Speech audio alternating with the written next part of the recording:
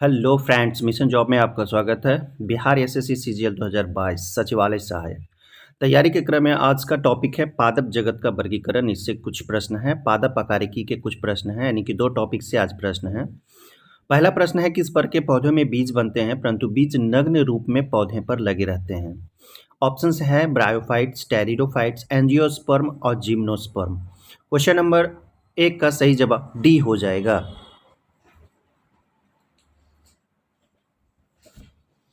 Question number दूसरा है, संसार के लंबे पौधे जिसे सिकोया बोला जाता है किससे संबंधित है? ए टेरिडोफाइट से, बी द्विबीज पत्रियों से, सी जिम्नोस्पर्म से, डी एक बीज पत्रियों से। तो दो का सही जवाब बी हो जाएगा, द्विबीज पत्रियों से। सिकोया संसार का सबसे लंबा पौधा होता है। क्वेश्चन नंबर तीसरा कहता है, सबसे बड़ा बीजांड निम्न में किसमें पाया जाता है? ऑप्शंस आप देखें, कोकस, नीटम, साइकस, पाइनस। चार ऑप्शंस हैं, आपका सही जवाब सी हो जाएगा, साइकस। सबसे बड़ा बीजांड साइकस में पाया जाता है। दोस्तों, अभी तक आप चैनल पे नए हैं तो चैनल को सब्सक्राइब कर लें, नोटिफिकेशन को ऑन कर लें। सामान्य विज्ञान की तैयारी यहाँ पे कराई जा रही है लूसेंट बुक से, और प्लेलिस्ट में लगभग 40-41 सेट आपको मिल जाएंगे। क्वेश्चन नंबर चौथा कहता है, साबूदाना जिसको सैगो भी बोला जाता है निम्न में किससे बनाया जाता है? ए साइकस, बी पाइनस, सी सैट्रस, डी जूनिपेरस। चार ऑप्शंस हैं आपके। चार ऑप्शंस में से आपका ए साइकस सही जवाब होगा। साबूदाना जिसे सैगो बोला जाता है यह साइकस से बनाया जाता है। दोस्तों, लूसेंट सामान्य विज्ञान की तैयारी 25 प्रश्न सीजीएल में और 30 प्रश्न लगभग आपके बीपीएससी 67वीं में आते हैं। क्वेश्चन नंबर 5वां, दमा एवं खांसी के रोगों में काम आने वाली औषधि एफेड्रीन किससे प्राप्त की जाती है? क्वेश्चंस आप ध्यान से समझें, पढ़ें। ऑप्शंस देखें, साइकस, जूनिपेरस, इफेड्रा, पाइनस। सी आपका सही जवाब हो जाएगा, इफेड्रा। दमा खांसी के जो रोगी होते हैं उसमें काम आता है यह औषधि इफेड्रीन, और यह इफेड्रा से बनाया जाता है। बेहद आसान, आप क्वेश्चंस देख के, ऑप्शंस देख के समझ के बना सकते हैं। इफेड्रा से इफेड्रीन। क्वेश्चन नंबर 6 है, जीवित जीवाश्म जिसे लिविंग फॉसिल्स भी कहा जाता है कहलाता है Dryopteris, cycas, Pinus, ginkgo. Question number 6 में चार ऑप्शंस आपके बताए गए। चार ऑप्शंस में डी आपका जिंकगो सही जवाब हो जाएगा। जीवित जीवाश्म जो होता है वो जिंकगो कहलाता है। दोस्तों, तैयारी करें और एक भी प्रश्न इससे नहीं छूटेंगे। सारे प्रश्न कवर किए गए हैं सामान्य विज्ञान के। क्वेश्चन नंबर 7वां, मूलांकुर के अतिरिक्त पौधे के किसी भी भाग में विकसित होने वाले जड़ें कहलाती है? ए तंतुमय, बी अपस्थानिक मूल, सी अवस्तंभ मूल, डी मूसला जड़ें। ये चार ऑप्शंस हैं आपके। चार ऑप्शंस में से बी आपका अपस्थानिक मूल सही जवाब होगा।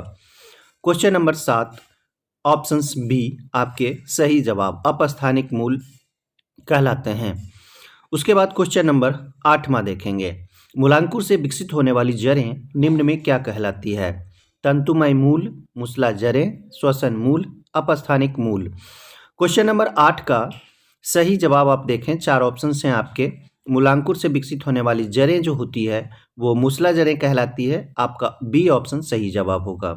67वीं बीपीएससी हो या कोई भी बीपीएससी हो, उसमें लगभग 30 प्रश्न विज्ञान के आते हैं, और विज्ञान के जितने भी प्रश्न आते हैं वो लूसेंट से हूबहू उठाए जाते हैं। क्वेश्चन नंबर 9 कहता है, गाजर है एक, ए जड़, बी तना, सी पुष्प, डी पुष्पक्रम। चार ऑप्शंस हैं आपके।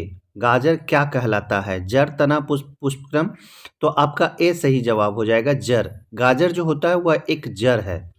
याद रखना है इस चीज को, बेहद इंपॉर्टेंट सवाल है यह। दोस्तों, सामान्य विज्ञान बिहार एसआई, बीएसएससी सीजीएल या फिर कोई भी एग्जाम हो, लूसेंट से सामान्य विज्ञान से प्रश्न पूछे जाते हैं। क्वेश्चन नंबर 10वां कहता है, बरगद के पेड़ के तने से लटकने वाली मोटी जड़ें कहलाती है? क्वेश्चंस ध्यान से समझें। ऑप्शंस हैं आपके, वलयाकार मूल, वायवीय मूल, स्तंभ मूल, आरोही मूल। चार ऑप्शंस हैं आपके। चार ऑप्शंस में से आपका सी सही जवाब हो जाएगा, स्तंभ मूल कहलाता है। बरगद के पेड़ के तने से जो लटकने वाली मोटी जड़ें होती है वो स्तंभ मूल कहलाती हैं। दोस्तों, लूसेंट क्यों पढ़ें? इसमें 6 सेट का मैंने विश्लेषण किया है और 3-4 परीक्षाओं का विश्लेषण किया है। सभी प्रश्न उठाए गए हैं लूसेंट से। क्वेश्चन नंबर 11, पान की लता में बनने वाली जड़ कौन सी होती है? पान की लता, याद रखना है इस चीज को। अब स्तंभ जड़, अनुलग्न जड़, छायादार जड़, आरोही जड़, ये 4 ऑप्शन हैं आपके। क्वेश्चन नंबर 11 का डी सही जवाब हो जाएगा, आरोही जड़। पान की लता में जो जड़ होती है उसे आरोही जड़ के नाम से जाना जाता है। क्वेश्चन नंबर 11 का सही जवाब डी हो जाएगा, आरोही जड़। हर प्रश्न को ध्यान से देखें, आपको रट्टा मारने की जरूरत नहीं होगी। क्वेश्चन नंबर 12, आलू का खाने योग्य भाग होता है। देखिए बेहद इंपॉर्टेंट प्रश्न है यह। ऑप्शंस हैं जड़, बी कलिका, सी फल, डी तना।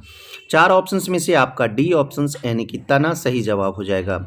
आलू का जो खाने योग्य भाग होता है वो तना होता है। आलू तना भाग खाया जाता है। बेहद इंपॉर्टेंट, बार बार परीक्षाओं में रिपीट होते हैं ये प्रश्न। क्वेश्चन नंबर 13 कहता है नागफनी के प्रकाश संश्लेषी कार्य होता है। ए घनकंद द्वारा, बी पर्णकाय स्तंभ द्वारा, सी पर्णायित वृंत द्वारा, डी सल्क कंद द्वारा। क्वेश्चन नंबर 13 का सही जवाब बी हो जाएगा, पर्णकाय स्तंभ द्वारा। नागफनी का जो शूल होता है, कांटा होता है, वो पत्ता के जगह पे होता है, यानी कि पत्ती के जगह पे होता है, और जो प्रकाश संश्लेषी कार्य करता है वो पर्णकाय स्तंभ द्वारा किया जाता है। क्वेश्चन नंबर 14 कहता है पत्ता गोभी खाद्य पदार्थ का संग्रह कहाँ करता है? पत्ता गोभी आप देखे होंगे, उसमें सिर्फ पत्ता ही होता है। तो ऑप्शंस आप यहाँ पे देखें, तना, फल, जड़, पत्तियां। तो 14 का सही जवाब डी होगा, पत्तियां। जाहिर सी बात है, पत्ता गोभी में सिर्फ पत्ता होता है और यह खाद्य पदार्थों का संग्रह पत्तियों में ही करता है। क्वेश्चन नंबर 14 का सही जवाब डी होगा, पत्तियां। हर प्रश्नों को आप ध्यान से अगर देखेंगे तो आप ऑप्शन से भी बना सकते हैं। क्वेश्चन नंबर 15 कहता है आलू भूमिगत रूपांतरित तना होता है। याद रखना है, तना होता है, जिसे कहा जाता है ए सल्क कंद, बी घन कंद, सी प्रकंद, डी कंद। 4 ऑप्शंस में से आपका डी ऑप्शंस कंद सही जवाब होगा। आलू जो होता है वो एक तना के रूप में होता है, रूपांतरित तना के रूप में होता है, और इसे कंद कहा जाता है। आपका डी ऑप्शन सही जवाब होगा। क्वेश्चन नंबर 16 है प्याज के खाद्य भाग हैं, यानी कि प्याज का जो खाया जाने वाला भाग है ये बताना है। ए पत्ता, बी जड़, सी तना, डी पुष्प। तो क्वेश्चन नंबर 16 को आप ध्यान से देखेंगे तो इसका सही जवाब हो जाएगा सी तना। प्याज का जो खाया जाने वाला भाग होता है उसे तना बोला जाता है। दोस्तों लाइक और कमेंट जरूर करें, दोस्तों को शेयर जरूर करें, कमेंट कर हमें इम्प्रूव करने की सलाह दे सकते हैं। क्वेश्चन नंबर 16 के बाद क्वेश्चन नंबर 17 देखेंगे, कैक्टस में सूल स्पाइन्स किसका रूपांतरण है? देखिए ऑप्शंस देखें, तना, बी अनुपर्ण, सी पत्ते, डी कलियां। क्वेश्चन नंबर 17 का सही जवाब सी हो जाएगा, पत्ता। पत्ता जो होता है वो शूल के रूप में रूपांतरित हो जाता है कैक्टस में। याद रखना है, सी आपका सही जवाब हो जाएगा। दोस्तों हर परीक्षाओं की तैयारी के लिए मिशन जॉब से जुड़े, नोटिफिकेशन को ऑन करें, सब्सक्राइब कर लें। हर प्रश्नों की यहाँ पे तैयारी कराई जाती है हर परीक्षाओं की। क्वेश्चन नंबर 18, पुष्प के जनन चक्र हैं। ऑप्शंस देखें, पुमंग एवं जयांग, बी बाह्य दलपुंज एवं दलपुंज, सी दलपुंज एवं पुमंग, डी बाह्य दलपुंज एवं जयांग। तो देखिए पुष्प के जो जनन चक्र होते हैं, जनन अंग होते हैं, ए पुमंग एवं जयांग ही होते हैं। ए आपका सही जवाब हो जाएगा, पुमंग एवं जयांग ये पुष्प के जनन अंग हैं, जनन चक्र हैं। क्वेश्चन नंबर 18 का ए सही जवाब होगा। क्वेश्चन नंबर 19 देखें, निम्न में कौन एक उभयलिंगी फूलों के बारे में सही है? ए उनमें केवल अंडप होता है, बी उनमें पुंकेसर और अंडप दोनों होते हैं, सी उनमें केवल पुंकेसर होता है, डी उनमें या तो पुंकेसर या अंडप होता है। तो उभयलिंगी जो फूल होते हैं उसमें पुंकेसर और अंडप दोनों होते हैं, यानी कि बी आपका सही जवाब हो जाएगा। क्वेश्चन नंबर 19 का सही जवाब बी होगा, पुंकेसर और अंडप दोनों होते हैं उभयलिंगी फूलों में। हर प्रश्न आपके लिए बेहद इंपॉर्टेंट। क्वेश्चन नंबर 20, फूलगोभी में पौधे का उपयोगी भाग कौन सा है? भूमिगत डंक, जड़, ताजा पुष्प समूह, डी पत्ता। फूलगोभी का बात हो रहा है तो फूलगोभी, फूल मतलब ताजा पुष्प समूह, यानी कि सी सही आपका जवाब होगा। दोस्तों लाइक कमेंट करना ना भूलें।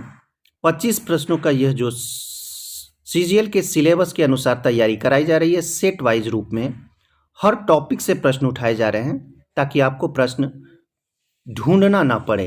क्वेश्चन नंबर 21, जीवन चक्र की दृष्टि से पौधे का सबसे महत्वपूर्ण अंग है। ए पुष्प, बी पत्ती, सी तना, डी जड़। 4 ऑप्शन हैं। ए पुष्प हो जाएगा। जीवन चक्र की दृष्टि से पौधे का सबसे महत्वपूर्ण अंग पुष्प कहलाता है। दोस्तों, तैयारी ऐसी कि दोबारा कहीं से पढ़ना ना पड़े। आप अगर सारे वीडियो को देख लेंगे, समझ लेंगे, सामान्य विज्ञान की तैयारी आपकी पूरी हो जाएगी। हर टॉपिक से प्रश्न इसमें पूछे जा रहे हैं टॉपिक वाइज। क्वेश्चन नंबर 22वां, पर परागण लाभदायक होता है क्योंकि इसके कारण होते हैं नर संतान का निर्माण, दुर्बल संतान, अच्छी संतान, बीजों का निर्माण। ये 4 ऑप्शंस हैं। 4 ऑप्शंस में सी अच्छी संतान इसका सही जवाब हो जाएगा। पर परागण जो होता है वो लाभदायक होता है अच्छी संतान के लिए। दोस्तों, सामान्य विज्ञान के सारे प्रश्न लगभग 1500 आपको यहाँ पे मिलेंगे। लूसेंट बुक प्लेलिस्ट का नाम है। क्वेश्चन नंबर 23, परागण पुलिन ग्रैंस है। ए अपूर्ण विकसित भ्रूण, बी अपूर्ण विकसित नर युग्म कोदविद, सी बीजाणु मातृ कोशिका, डी एक नर शुक्राणु कोशिका। क्वेश्चन नंबर 23 का सही जवाब ए हो जाएगा, अपूर्ण विकसित भ्रूण। परागण पुलिन ग्रैंस है, अपूर्ण विकसित भ्रूण। तो क्वेश्चन नंबर 23 का सही जवाब ए हो जाएगा। दोस्तों, हर प्रश्न आपके लिए बेहद इंपॉर्टेंट प्रश्न सारे उठाए गए हैं, लूसेंट से छोड़े नहीं गए हैं। जो महत्वपूर्ण प्रश्न हैं यहाँ ले लिए गए हैं। क्वेश्चन नंबर 24, गुदेदार थैलेमस पुष्पासन किसमें खाने योग्य होता है। आम, संतरा, टमाटर और सेब। ये 4 ऑप्शंस हैं। तो गुदेदार थैलेमस यानी कि पुष्पासन जो खाया जाता है वो सेब का खाया जाता है। डी आपका सही जवाब हो जाएगा। विज्ञान के सारे प्रश्न जो परीक्षाओं में लगभग पूछे जाते हैं, पूछे गए हैं, वही प्रश्न यहाँ पे लिए गए हैं। सारे क्वेश्चंस बैंक अगर सभी परीक्षाओं के आप देखेंगे तो आप यहाँ पाएंगे हर प्रश्न को यहाँ। क्वेश्चन नंबर 25 और आज का अंतिम सवाल है, पके हुए आम खाने योग्य आकारकीय भाग होता है, यानी कि आम का खाने योग्य भाग कौन सा होता है ये बताना है। बाएं फल भित्ति, मध्य फल भित्ति, अंतः फल भित्ति, फल भित्ति।